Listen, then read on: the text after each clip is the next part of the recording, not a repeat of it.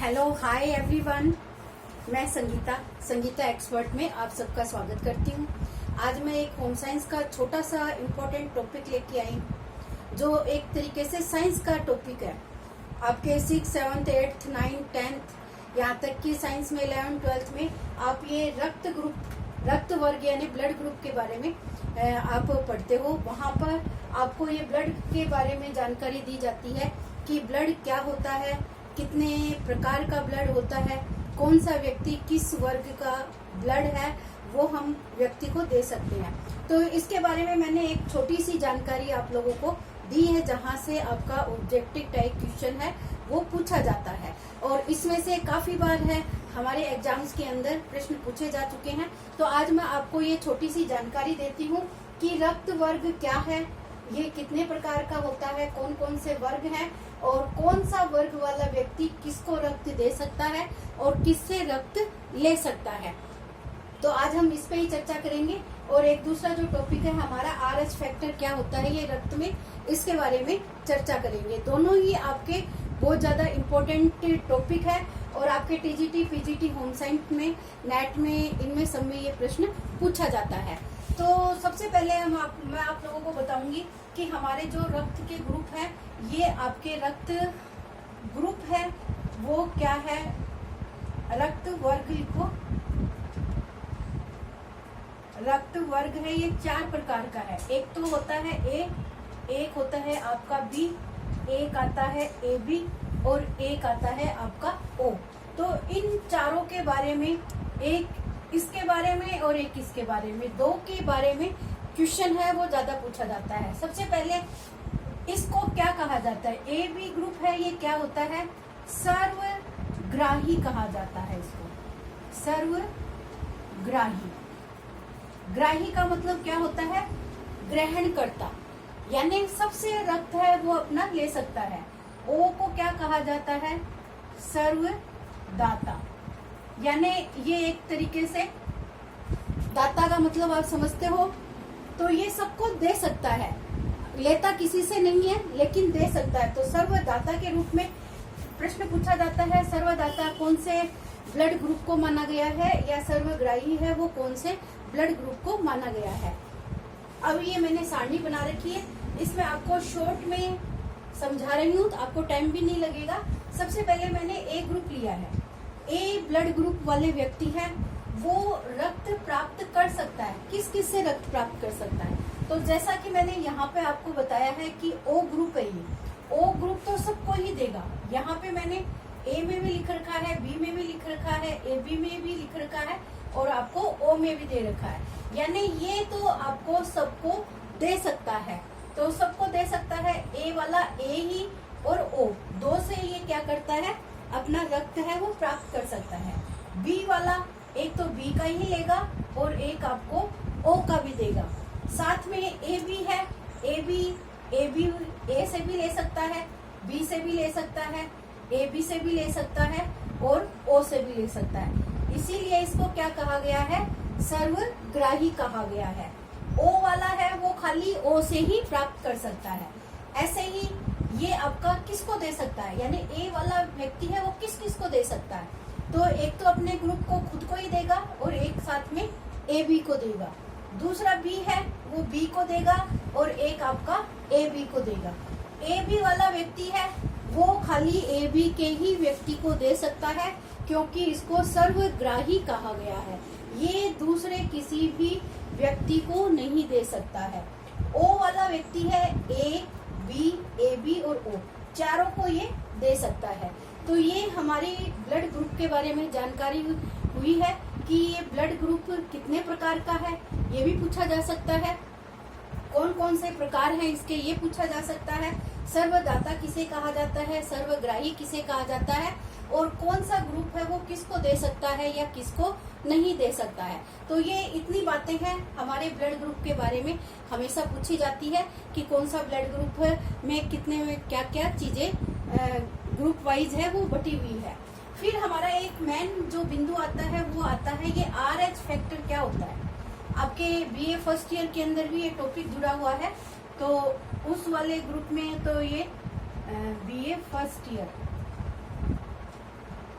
BA first year के अंदर ये टॉपिक है और वो भी इस टॉपिक के ऊपर प्रश्न है वो हमेशा पूछा गया। आरएच फैक्टर, आरएच फैक्टर है थोड़ा सा कंफ्यूज करने वाला टॉपिक होता है। ये आरएच फैक्टर क्या होता है, यहाँ पे देखो मैंने आरएच फैक्टर पे ये पॉजिटिव और नेगेटिव दोनों निशान बना रखे हैं।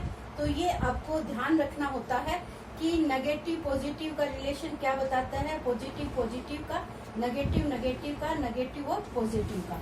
यहाँ पे हमारा जो ब्लड ग्रुप होता है, चाहे वो ब्लड ग्रुप आपका कोई भी हो, उसके अंदर वर्ग ग्रुप के अंदर आरएच फैक्टर होता है। यानी ये आरएच फैक्टर हमारे ब्लड ग्रुप के अंदर पाया जाता है। जो हम कहते हैं ना कि उसका ओ पॉजिटिव है, ओ नेगेटिव है, ए नेगेटिव है, ए पॉजिटिव है, तो इसी को ही हम क्या कहते हैं, आरएच फैक्टर कहते हैं। तो ये जो रक्त ग्रुप में आरएच फैक्टर होता है उन्हें हम क्या कहेंगे, आरएच पॉजिटिव कहेंगे। फैक्टर का मतलब क्या हुआ, यहाँ पर आरएच ये पॉजिटिव, ये निशान बना रखा है ना मैंने, तो ये आरएच फैक्टर में आरएच जो फैक्टर होता है उन्हें हम आरएच पॉजिटिव व्यक्ति मानते हैं। और जिनमें आरएच फैक्टर अनुपस्थित होता है, जिनमें ये आरएच फैक्टर हमारा नहीं मिलता, उन्हें हम क्या कहते हैं, आरएच नेगेटिव कहते हैं। तो ये बात आपको ध्यान रखना है कि हमारे ग्रुप में आरएच फैक्टर जिस व्यक्ति में होता है उसको हम आरएच पॉजिटिव कहते हैं, और जिसमें ये आरएच अनुपस्थित होता है उन्हें हम क्या कहते हैं, आरएच नेगेटिव कहते हैं। आरएच पॉजिटिव वाला व्यक्ति है, आरएच नेगेटिव वाले व्यक्ति का आपस में रक्त हस्तांतरण निषेध होता है। ये आपको ध्यान रखना है कि अगर कोई भी आरएच पॉजिटिव वाला व्यक्ति है वो आरएच नेगेटिव वाले व्यक्ति को रक्त दे रहा है। रक्त हस्तांतरण का मतलब क्या होता है, एक व्यक्ति का दूसरे व्यक्ति में जब रक्त दिया जाता है तो आरएच पॉजिटिव वाले व्यक्ति का रक्त है वो आरएच नेगेटिव वाले व्यक्ति में रक्त का हस्तांतरण निषेध का मतलब मना है कि वो उस पॉजिटिव व्यक्ति या नेगेटिव व्यक्ति को रक्त नहीं दे सकता है, क्योंकि रक्त हस्तांतरण के समय रक्त कोशिकाएं हैं वो मर जाती है।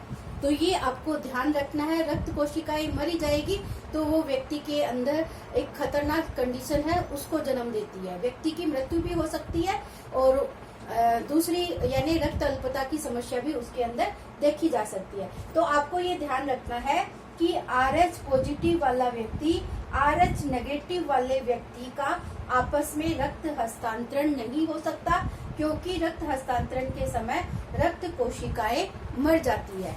यहाँ पर हम इस टेबल के ऊपर आएंगे और टेबल के ऊपर इसके बारे में आरएच फैक्टर यानी रक्त में रिसस फैक्टर का क्या इम्पोर्टेंस है, यहाँ पर क्या इसकी भूमिका है, इसको हम देखेंगे।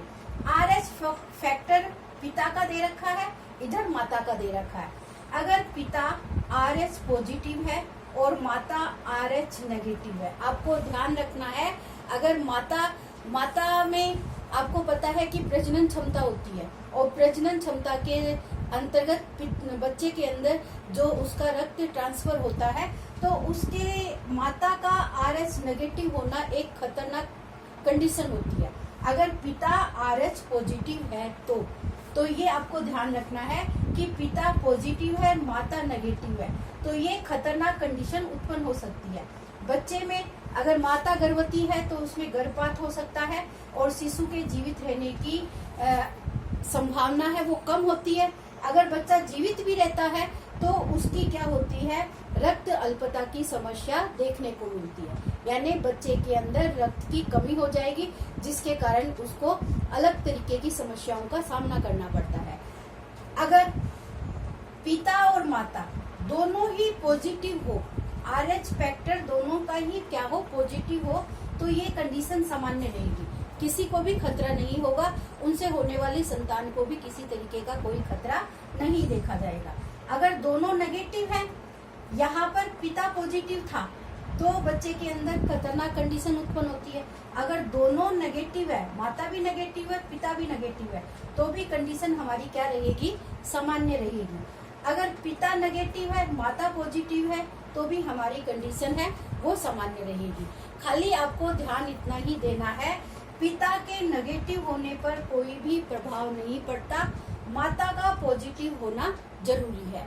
अगर पिता भी नेगेटिव है और माता भी नेगेटिव है तो कंडीशन हमारी सामान्य रहेगी, और माता नेगेटिव पिता पॉजिटिव है तो ये कंडीशन हमें क्रिटिकल देखने को मिलती है। उससे होने वाली संतान है वो सही तरीके से आगे बढ़ने में असमर्थ होती है। तो ये हमारे RS फैक्टर की महत्वपूर्ण भूमिका है जो हमारे आगे बच्चों की स्थिति के अंदर ये समस्या देखने को मिलती है।